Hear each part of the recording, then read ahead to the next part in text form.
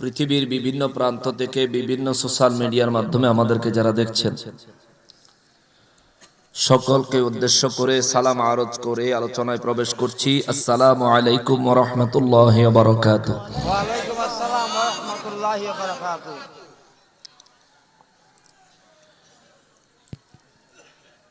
আমি আলোচনা করার নিয়তে কালামে হাকিম থেকে সূরা মুমতাহিনার প্রথম তিনখানা আয়াতে কারিমা, সূরা মায়দার 51 নম্বর আয়াতে কারিমা এবং সূরা নিসার 144 এবং 45 নম্বর আয়াতে কারিমা তেলাওয়াত করেছি। আল্লাহ রাব্বুল ইজ্জাত আমি গুনাহগারকে এই আয়াতে কারিমাগুলো মোতাবেক সঠিকভাবে বক্তব্য দেওয়া, তার উপর সঠিকভাবে বুঝে কথা বলার এবং আমাদের সবাইকে তা বুঝার এবং তার উপর আমল করার তৌফিক দান করেন। সবাই পড়ি আমিন। আমিন।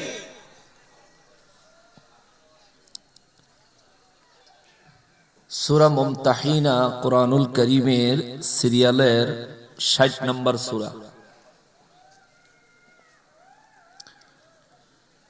এই মুমতাহিনা সূরা নামের অর্থ হচ্ছে এমন একজন নারী যে নারীকে তল্লাশি করা হবে, এমন একজন নারী যে নারীকে সার্চ করা হবে, চেক করা হবে। সূরাটার এই নাম হওয়ার কারণ হলো, এই সূরা নাজিল হওয়ার শানে নজুল হলো নূর নবী রাহমাতুল লিল আলামিন মক্কা মুআজ্জামা বিজয়ের জন্য সাহাবায়ে কেরামদেরকে যখন যুদ্ধের নির্দেশ দিলেন, সাহাবায়ে কেরাম যুদ্ধের জন্য প্রস্তুতি নিচ্ছেন, এমন সময় মক্কা মুআজ্জামা থেকে একটা মহিলা মদিনা মুনাওয়ারায় এসেছে, তার নাম ছিল সারা। এই মহিলা শামা নূর নবী রাহমাতুল লিল আলামিনের সাথে দেখা করলে নবীজি তাকে বললেন, সারা তুমি কি ইসলাম গ্রহণ করেছো? সারা বলল যে না হুজুর, আমি ইসলাম গ্রহণ করি নাই।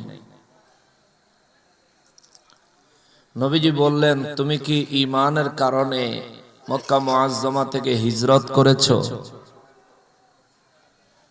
সারা বলল যে জি না হুজুর, তার জন্য আমি হিজরত করি নাই। নবীজি রাহমাতুল লিল আলামিন জিজ্ঞেস করলেন, তাইলে আপনি হিজরত কেন করলেন? তো সারা বলতেছে, হুজুর আমি হিজরত করেছি, আব্দুল মুত্তালিবের বংশধরেরা, কুরাইশ বংশের লোকেরা মক্কা মুআজ্জামায় আমার উপর এমন নির্যাতন নিপীড়ন করেছে, আমার এমন পরিমাণে অভাব অনটন দেখা দিয়েছে, আমি অভাবের তাড়নায় মক্কা ছেড়ে মদিনায় চলে এসেছি। নবীজি বললেন, আপনার কি শুধু অভাব? বলে জি হুজুর, শুধু অভাব। তো নবীজি রাহমাতুল লিল আলামিন মক্কা মুআজ্জামার আব্দুল মুত্তালিব অর্থাৎ কুরাইশ বংশের যে সব মুসলমান ছিলেন তাদেরকে ডাকলেন। ডেকে আমার নবী রাহমাতুল লিল আলামিন বললেন, আপনারা সবাই এই মহিলাটাকে সাহায্য করেন।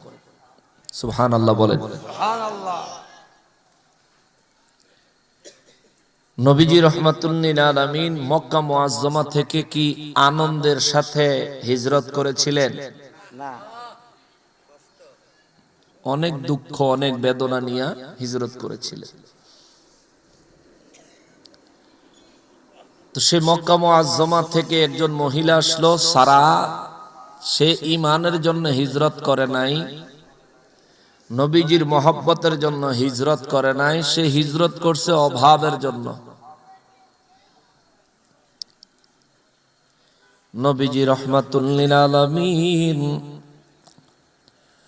সমস্ত সাহাবায়ে কেরামদেরকে ডেকে বললেন, বিশেষ করে কুরাইশ বংশের সাহাবীদেরকে ডেকে বললেন, সাহাবীরা রে, তোমরা কে কার কাছে কি আছো, এই কার কাছে কি আছে, এই মহিলাটাকে তোমরা সাহায্য করো।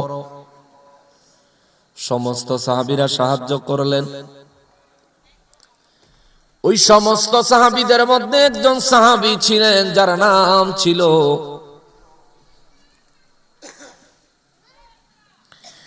ওই সাহাবী এই সারা মহিলারে 10 দিনার একটা উপহার দিলেন, দান করলেন। এবং ওই সাহাবী এই মহিলাটারে একটা চাদর দান করলেন। মুসলমানেরা রে, আমার পেয়ারা নবীর উম্মতেরা রে, নবীজি রাহমাতুল লিল আলামিনের সাহাবায়ে কেরামদের মধ্যে একজন সাহাবী ছিলেন যার নাম ছিল হাতিব রাদিয়াল্লাহু তাআলা আনহু। তিনি আমানুর নবী রাহমাতুল লিল আলামিনের নির্দেশনা মোতাবেক ওই সারা মহিলাটাকে 10 দিনার দান করলেন এবং একটা চাদর তাকে দান করলেন। এটা দান করার পরে হযরতে হাতিব রাদিয়াল্লাহু তাআলা আনহু ওই মহিলাটাকে জিজ্ঞেস করলেন, আপনি তো মোটামুটি অনেক সম্পদ পেয়েছেন, সাহাবায়ে কেরাম দান করেছেন, নবীজি রাহমাতুল লিল আলামিন দান করার জন্য নির্দেশ দিয়েছেন, সাহাবায়ে কেরাম দান করেছেন, আমিও দান করলাম, আপনি মদিনা মুনাওয়ারায় থাকবেন না, মক্কা মুআজ্জামায় ফিরে যাবেন। সারা কয়, আমার অভাব পূরণ হয়ে গেছে, আমি আর মদিনায় থাকতে চাই না, মক্কায় ফিরে যাব। হাতিব রাদিয়াল্লাহু তাআলা আনহু বলেন, আপনি যদি মদিনা মুনাওয়ারায় ফিরে যান তাইলে আমার একটা চিঠি আছে, আমার পরিবারের কাছে পৌঁছাইতে পারবেননি? সারা কয়, অবশ্যই পৌঁছাইতে পারবো, দেন। হযরতে হাতিব রাদিয়াল্লাহু তাআলা আনহু ওই মহিলাটারই নিজের ঘরে নিয়ে গেলেন, একটা চিঠি লিখে চিঠি মহিলার হাতে দিলেন, দিয়া মহিলার কানে কানে কিছু কথা বলে দিলেন। মহিলাটা চিঠি লইয়া ওটের উপর সওয়ার হয়ে রওনা করলেন। চলছেন তো চলছেন, চলছেন তো চলছেন, হঠাৎ করে আমার নূর নবী রাহমাতুল লিল আলামিন ডাক দিলেন, আলী রে আলী, এ আলী জলদি আয়, এ জুবায়ের জলদি আসো, এর মিকদাদ জলদি আসো। নবী রাহমাতুল লিল আলামিন 3 জন সাহাবীকে ডাক দিলেন। ডাক দিয়া নবী বলেন, আলী, তোমার নেতৃত্বে তোমরা 3 জনের একটা টিম, 3 জনের একটা দল, দ্রুতগামী ঘোড়ার উপর সওয়ার হও, সওয়ার হয়ে চলে যাও মক্কা মুআজ্জামায় যাওয়ার পথে। ওই জায়গায় যাইতে যাইতে রওজায়ে খাক নামে একটা জায়গা আছে, ওই রওজায়ে খাক নামক জায়গায় গেলে দেখবা উটের উপর সওয়ার হইয়া একটা মহিলা মক্কার দিকে যাচ্ছে। ওই মহিলাটার কাছে একটা চিঠি আছে, যে কোনো প্রকারে হোক না কেন ওই মহিলার কাছ থেকে চিঠিটা নিয়ে আসবা। চিৎকার দিয়া বলেন সুবহানাল্লাহ।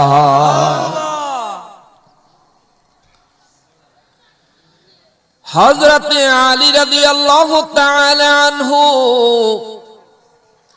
আমানুর নবী রাহমাতুল লিল আলামিনকে কোন প্রকার প্রশ্ন না করে হযরতে আলী রাদিয়াল্লাহু তাআলা আনহু রওনা করলেন।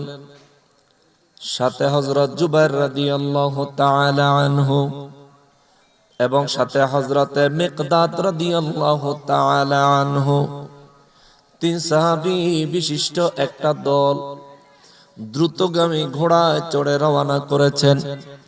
নবী রাহমাতুল লিল আলামিন কয়, আলী, আরেকটা কথা শুনে যাও। আলী রাদিয়াল্লাহু তাআলা আনহু বললেন, হুজুর, কি শুনতাম, কি বলেন, আপনি প্রস্তুত আছি শোনার জন্য? আমার নবী রাহমাতুল লিল আলামিন বলেন, আলী, ওই মহিলার কাছ থেকে চিঠিটা যে কোনো ভাবে হোক